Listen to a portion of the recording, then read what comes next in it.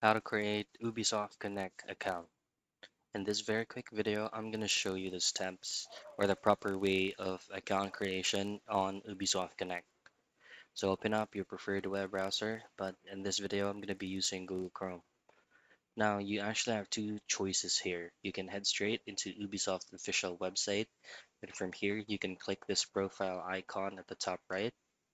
And then once you click that, you'll be given options for you to simply log in without trying to input any types of information that you need. So you can either choose Facebook, PSN, or PlayStation account, or via Xbox. You can choose any available options here for you to quickly log in or create. The other thing that you can do is to create a new tab in your browser and type in register Ubisoft and then simply choose on create an Ubisoft account. And from here, you're going to be doing the manual sign up or the manual registration.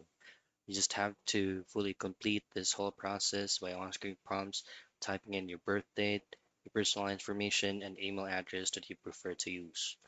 And that's it. That's how you create Ubisoft Connect account.